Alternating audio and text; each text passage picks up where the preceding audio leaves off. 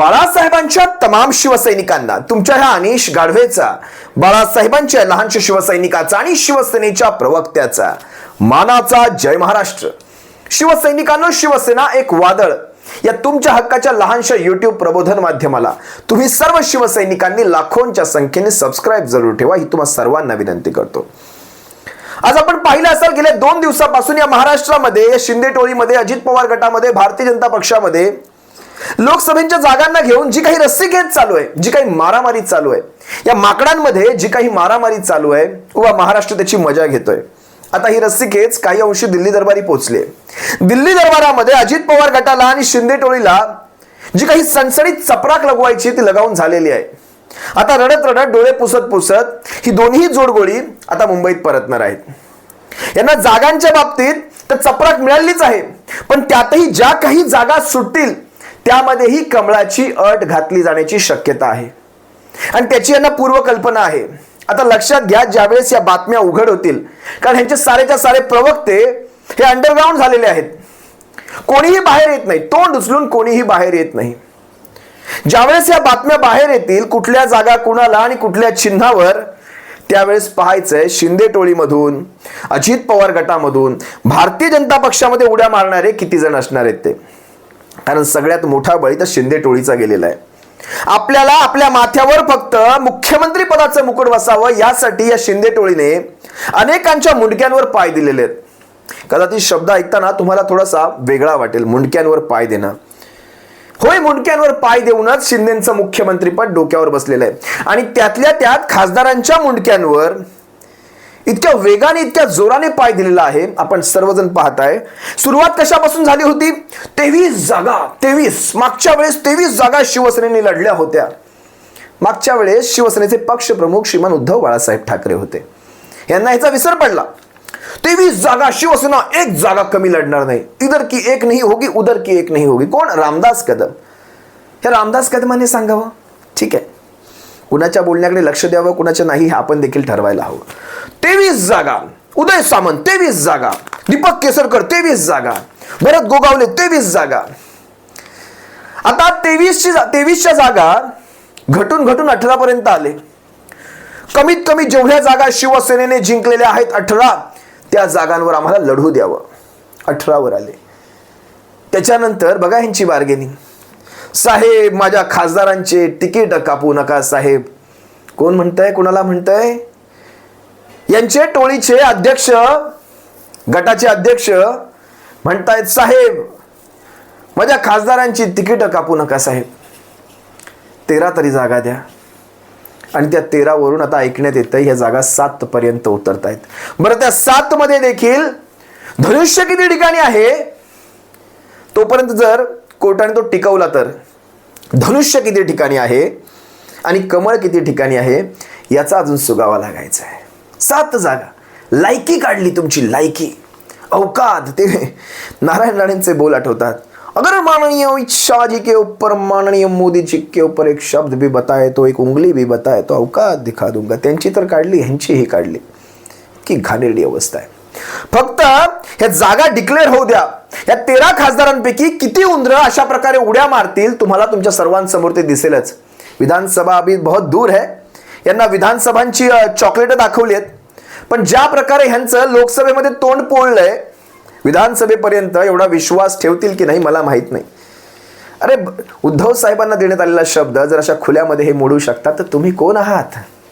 तुम्ही कोण आहात याचा विचार करा. ज्यावेळेस भास्कर जाधव साहेबांचं मला विशेष सांगायचंय, बघा ना, राजकीय अपरिपक्वता कशी असते पहा. यांना स्वतःच्या जागा सुटत नाही, तिकडचं लक्ष विचलित करण्यासाठी, तिकडून लक्ष दुसऱ्या गोष्टींवर बदलवण्यासाठी काय करतायत हे बगल बच्चे, विशेषतः मोठ्या नेत्यांपेक्षा बगल बच्चे, त्यांचे बच्चे. मग रामदास कदमाचा बच्चा योगेश कदम आणि नारायण राणेंचा बच्चा नितेश राणे. आता ह्यांच्यामध्ये झालंय कसं? योगेश कदम म्हणतायत, तुम्हाला माहित नसावं, मीडियाला सांगतात, तुम्हाला माहित नसावं कदाचित, ज्यावेळेस हे सारे गुवाहाटीला होते त्यावेळेस मला फोन आला, मला विचारत होते की भास्कर जाधव साहेब पण बॅग भरून तयार आहेत, त्यांनाही यायचंय. आता हे योगेश कदम सांगणार, जवळपास 4 दिवस लागले तुम्हाला शिंदे टोळीत प्रवेश मिळतोय की नाही हे कन्फर्म होण्यासाठी तोपर्यंत तुमचे पिताश्री मी कधीही भगवा खाली ठेवणार नाही, मी कधीही शिवसेना सोडणार नाही, रक्ताच्या शेवटचा काय तो शेवटचा थेंब कसला रक्ताचाच म्हटले कसला म्हटले माहित नाही. 4 दिवस लागले ह्यांचं कन्फर्मेशन होण्यासाठी, यांच्या कन्फर्मेशनवर स्टॅम्प पडण्यासाठी की तुम्हाला शिंदे गटात घेतात की नाही. आणि हे सांगतात भास्कर जाधव साहेब बॅग भरून. अरे काय म्हणावं तुम्हाला, ते निष्ठावंत वाघ आहेत शिवसेनेचे. त्यांनी त्या दिवशीपासून दिवस पहिल्यापासून दिवस आतापर्यंत प्रत्येक वेळी तुम्हाला फोडून खाल्लेलं आहे, अगदी फाडून खाल्लेलं आहे, चिरफाड करून टाकलेली आहे. सगळ्यात जास्त तुमची चिरफाड कोणी केली असेल विशेषतः कोकणामध्ये, आणि आता तो विदर्भात देखील त्यांचा झंझावात चालू आहे. अगदी बुलढाणा, अमरावती, यवतमाळ सगळ्या जिल्ह्यांमध्ये त्यांचा झंझावात चालू आहे. नखांनी फाडून कसं खायचं ना, हे ह्या कोकणच्या पठ्ठ्याकडनं शिकावं. कोकणचे वाघ आहेत ते भास्कर जाधव साहेब. मस्त फाडून तुमचा समाचार केला होता. सगळ्यात जास्त जर कुणाला तुम्हाला अंगावर घेतलं कोणी असेल ना, भास्कर जाधवांनी घेतलं आणि अख्खा फाडून सोलून खाल्ला हो तुम्हाला. आणि तुम्ही सांगताय त्यांच्या बॅगा भरल्या होत्या. आपल्या बापाला आधी विचारा, साहेब आपलं कन्फर्मेशन कधी झालं? 4 दिवस लागले होते. बाप रोज म्हणत होता आम्ही शिवसेना सोडणार नाही, आम्ही भगवा खाली ठेवणार नाही. आणि ते दुसरा बगल बच्चा, त्याचं म्हणणं काय होतं, आजच त्यांचं विधान, ट्यूबलाईट जरा उशिरा पेटली. ट्यूबलाईट, आता ट्यूबलाईट केवढी असते मला माहीत नाही. आता ह्या ट्यूबलाईटच्या वार्ता ह्या नितेश राणेंनी कराव्यात, ज्यांना रोज महाराष्ट्रातल्या जनतेसमोर ह्यांचा जर फोटो ठेवला आणि खाली जर कमेंट लिहायला सांगितल्या, कॅप्शन म्हणजे आपण म्हणतो ना कुठल्याही शीर्षकाची गरज नाही, कमेंटमध्ये व्यक्त व्हा आणि याचा फोटो चिटकवायचा फक्त. महाराष्ट्रामधल्या प्रत्येक जिल्ह्यामध्ये असणाऱ्या नवनवीन शिव्या, ज्या शिव्या म्हणजे कदाचित खानदेशात वेगळ्या असतील, मानदेशात वेगळ्या असतील, विदर्भात वेगळ्या असतील, पश्चिम महाराष्ट्रात वेगळ्या, नवीन नवीन शिव्या जर तुम्हाला एकत्रच ऐकायच्या असतील, ज्या तुम्ही कधी ऐकल्या नसाल. प्रत्येक भागात जशी महाराष्ट्रामध्ये वैविध्यपूर्ण महाराष्ट्र आहे, हा सांस्कृतिक असेल, खाणंपानाच्या बाबतीत असेल, पाण्याचा बघा ना, पाण्याची चव बदलते, पदार्थ बदलतात, भाषा बदलते. मराठीच असते पण त्या मराठीमध्ये एक वेगवेगळी लय येत असते. त्याचप्रमाणे शिव्या देखील बदलतात बरं. आणि एकाच वेळी जर महाराष्ट्रातल्या साऱ्या शिव्या जर तुम्हाला ऐकायच्या असतील, त्यांचा फोटो प्रसिद्ध करा, त्याच्या खालच्या फक्त कमेंटमध्ये जाऊन शिव्या वाचायच्या. मी खुल्यामध्ये चॅलेंज करतो, नवीन शिव्या तुम्हाला ऐकायला मिळतील.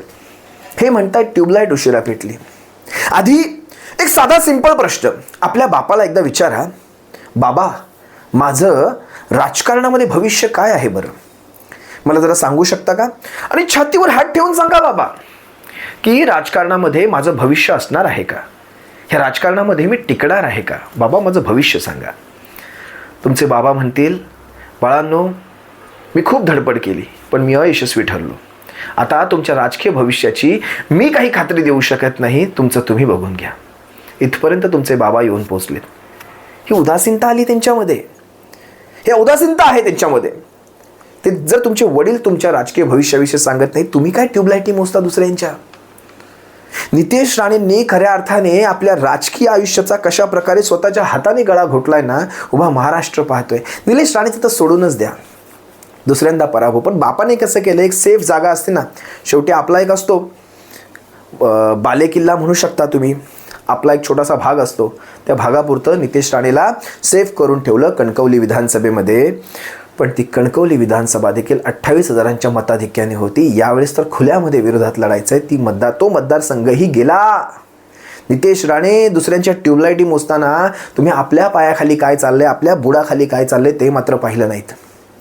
या भारतीय जनता पक्षाने रामदास कदम असेल, हे नारायण राणे असतील, ही माणसं किती पगारीवर घेतलेली आहेत तुम्हा सर्वांना माहिती आहे. तुम्ही भास्कर जाधवांवर बोलणार? शिवसेना नेत्यांचं काय करायचं हे शिवसेना पक्ष ठरवेल आणि ह्या शिवसेना नेत्यांना कशा प्रकारे आमदार आणि मंत्रिपदांपर्यंत पोहोचवायचं हा शिवसैनिक ठरवेल.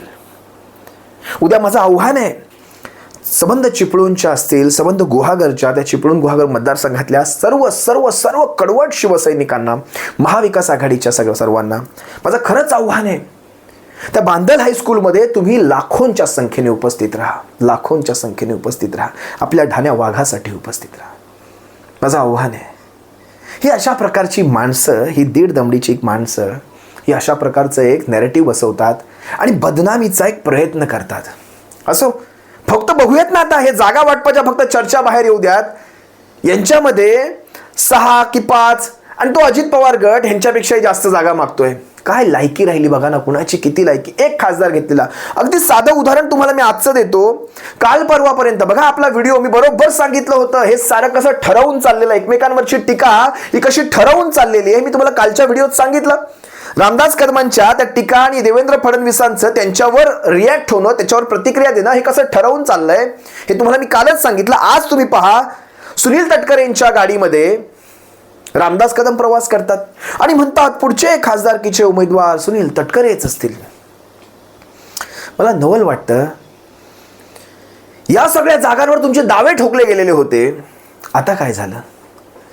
सुनील तटकरे आता खासदारकीचे उमेदवार असतील. उद्या म्हणतील भारतीय जनता पक्ष किंवा नितेश राणे, निलेश राणे किंवा नारायण राणे हेच रत्नागिरी सिंधुदुर्गातून उमेदवार असतील आणि आमचा त्यांना जाहीर पाठिंबा असेल. माझ्या घरातली 12 मतं कुठेही जाणार नाहीत. माझ्या घरातली 12 मतं पडणारच पडणार.